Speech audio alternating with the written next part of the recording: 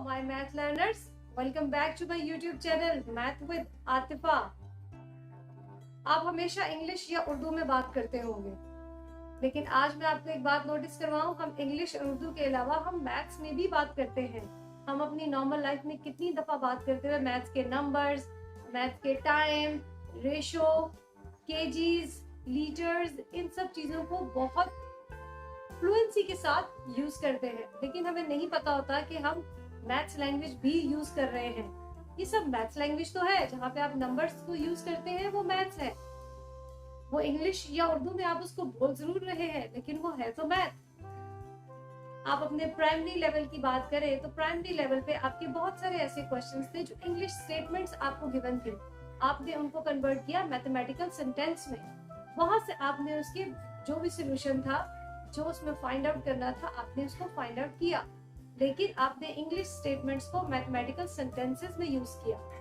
उसको कन्वर्ट करके फिर ही हम उसको सॉल्व कर सकते हैं। उन्हीं मैथमेटिकल सेंटेंसेस में अगर मैं बात करूं, जिनसे कि हम अपने आज के टॉपिक को फाइंड आउट करते हैं कि हम उस टॉपिक तक कैसे पहुंच रहे हैं, तो अगर मैं उसकी बात करूं, हमारे पास मैथमेटिकल सेंटेंस में अगर हम जाएं तो हम 6 में 5 को ऐड करें तो हमारे पास 11 आंसर आता है। This is understood. लेकिन अगर मैं इसी को मैथमेटिकल सेंटेंस को इंग्लिश में हम बात करें तो हम कहेंगे 6 नंबर्स ऑफ पीपल, हम 5 नंबर्स में ऐड करेंगे तो हमारे पास रूम में 11 नंबर ऑफ पीपल हो। तो ये हमारी इंग्लिश सेंटेंस को हमने मैथमेटिकल सेंटेंस में चेंज कर दिया। बट अगर मैं यहाँ पे लिखूं 6 प्लस, हमें नहीं पता कितने नंबर्स को हम ऐड करें तो हमारे पास 11 आ जाए। तो ये जो आपके पास एक ब्लैंक बॉक्स आ गया है, इसको हमने फाइंड आउट करना है। ये तो बात आपको ऑलरेडी पता है, लेकिन अगर हम इसको इस तरीके से लिखें तब भी हमारे पास यहाँ आंसर 5 ही आएगा, नो डाउट, उसमें कोई चेंज नहीं आ रहा। मैं इस अननोन नंबर से x को रिप्लेस कर देती हूँ कि हमारे पास जो अननोन नंबर हमें नहीं पता वो x। तो हमने अपनी इंग्लिश स्टेटमेंट को पहले मैथमेटिकल सेंटेंस में चेंज किया। अब इस मैथमेटिकल सेंटेंस से हमने बनाई लीनियर इक्वेशन। हमने इससे बनाई लीनियर इक्वेशन। इक्वेशन का क्या मतलब? इक्वेशन हमारे पास वो है जिसमें एक एक्सप्रेशन एक साइड पे हो, दूसरा एक्सप्रेशन दूसरी साइड पे हो, और बीच में आपके पास इक्वल का साइन आए। जहाँ पे आपके पास इक्वालिटी आ गई वो आपके पास इक्वेशन की फॉर्म है। और जहाँ गिवन वेरिएबल्स की पावर 1 है तो आप उसको कहेंगे this is the linear equation. Linear expression ये है जो एक साइड पे है, बट जब आप इक्वल का साइन लगा के उसको एक और राइट हैंड साइड पे टर्म दे देते हैं तो हम उसको कहेंगे लीनियर इक्वेशन। फिर वो एक्सप्रेशन से इक्वेशन पे शिफ्ट हो जाएगा। तो यही हमारा आज का टॉपिक है कि linear expression to linear equations. अब हम इसको कुछ क्वेश्चंस में सॉल्व करते हैं, उससे आपको इसका और टॉपिक जो है ये क्लियर हो जाएगा कि हम किस तरीके से x की वैल्यू फाइंड आउट करेंगे। क्योंकि ये तो मैंने आपको बहुत छोटी सी एग्जांपल दी। अब जो हम क्वेश्चंस करेंगे ऑब्वियसली वो डिफरेंट होंगे और वो थोड़े से इससे बड़े बड़े होंगे, इतने छोटे छोटे नहीं होंगे। ये तो हमारा प्राइमरी लेवल का क्वेश्चन था जिसको मैंने इस तरीके से आगे यूज करके आपको लीनियर इक्वेशन को बताना बताया है। अब हम स्टार्ट करते हैं क्वेश्चन जिसमें लीनियर एक्सप्रेशन हमारा एक साइड पे होगा, दूसरी साइड पे मे बी एक्सप्रेशन होगा या कोई वैल्यू होगी which is a constant number, और हम काम करेंगे लीनियर इक्वेशंस के सॉल्यूशन पर। Let's start. आई होप कि आपने लीनियर एक्सप्रेशन की जितनी वीडियोस थी उनको ध्यान से देख के लीनियर एक्सप्रेशन के सॉल्यूशन पे काफी प्रैक्टिस कर ली होगी। तो हम उसी बात को कंटिन्यू करते हुए अपने आज के क्वेश्चन को सॉल्व करते हैं, जो कि हमारे पास इक्वलिटी आ रही है। ये एक एक्सप्रेशन हमारे पास गिवन है और इक्वल का साइन है और नंबर 13 इज देयर कांस्टेंट। अच्छा, इस साइड पे जरूरी नहीं है कि आपके पास कांस्टेंट हो, यहाँ पे भी कोई एक्सप्रेशन हो सकता है, बस उसके सॉल्यूशन पे हमने फोकस करना है। और नंबर 1 हमारे पास इक्वल साइन आपको बता रहा है this is the linear equation.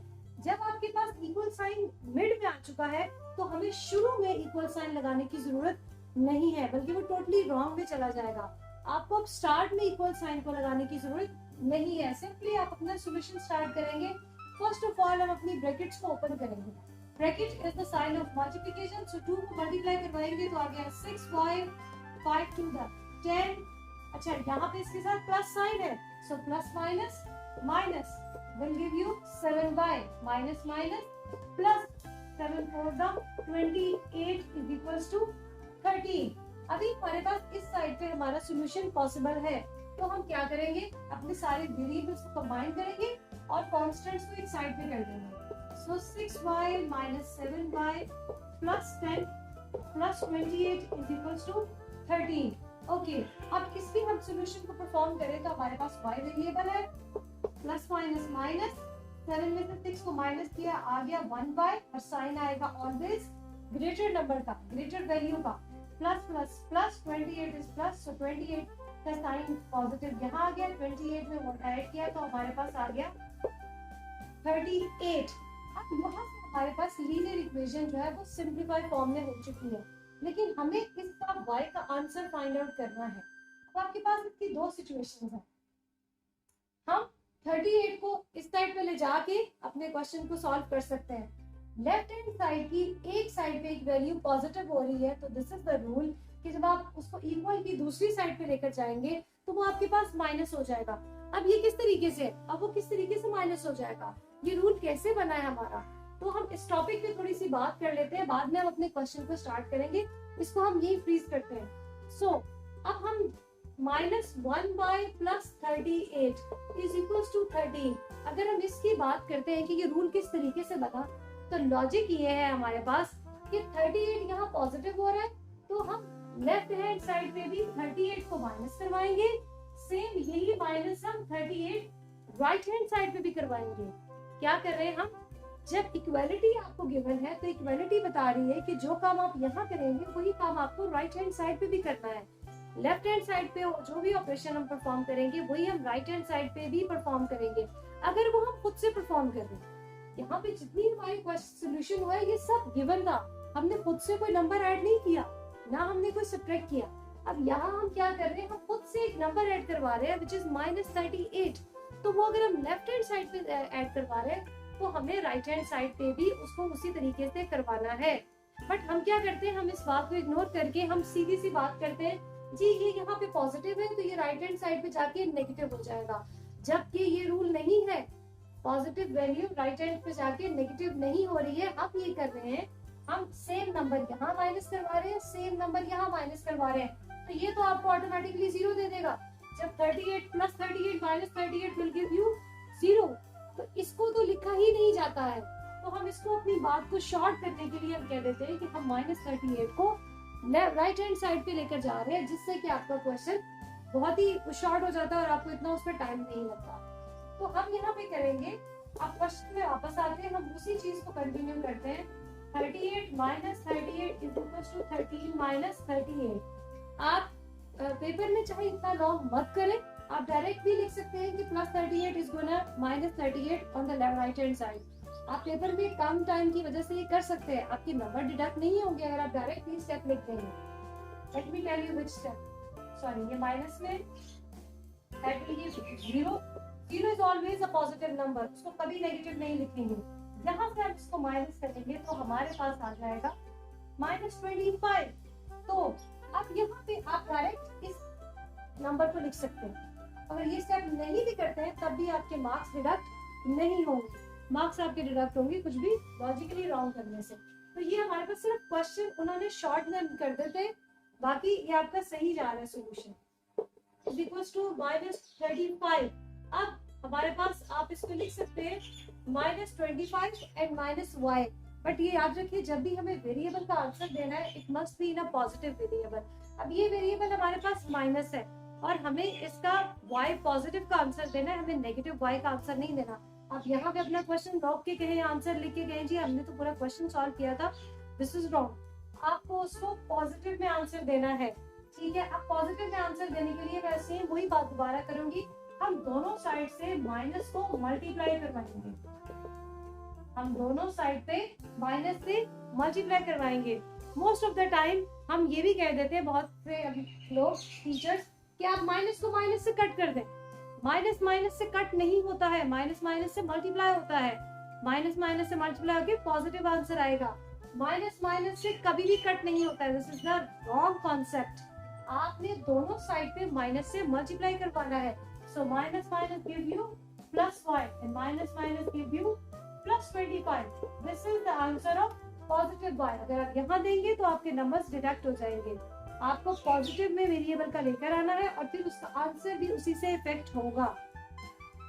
हमने नॉर्मल अपना क्वेश्चन सॉल्व किया है जिस तरीके से हम एक्सप्रेशन में सॉल्व करते थे, लेकिन जब हमारी लीनियर इक्वेशन आ गई, हमारा इतना पार्ट तो बिल्कुल नॉर्मल जो हमने लीनियर एक्सप्रेशन में सॉल्व किया था, बट जब हमारे पास इक्वेशन आ जाती है तो उसमें इस बात को याद रखिएगा कि हमेशा positive number right hand side पे जाकर नेगेटिव नहीं हुआ है।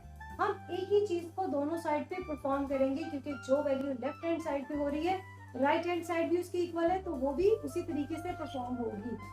माइनस माइनस से कभी कट नहीं होता है, हम दोनों साइड पे माइनस से मल्टीप्लाई करवाएंगे तो हमारा आंसर पॉजिटिव में शिफ्ट हो जाएगा। आई होप कि आप इन चीजों को याद रखिएगा।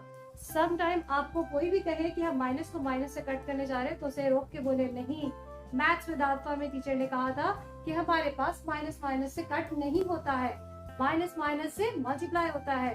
ओके, जब आप उसको मल्टीप्लाई करवाएंगे तो आपके पास आएगा पॉजिटिव साइन। लॉजिक्स को समझें, जब आप लॉजिक्स के बगैर मैथ्स को करेंगे तो मैथ्स आपको बहुत ही बर्डन और बहुत ही बोरिंग सब्जेक्ट लगेगा।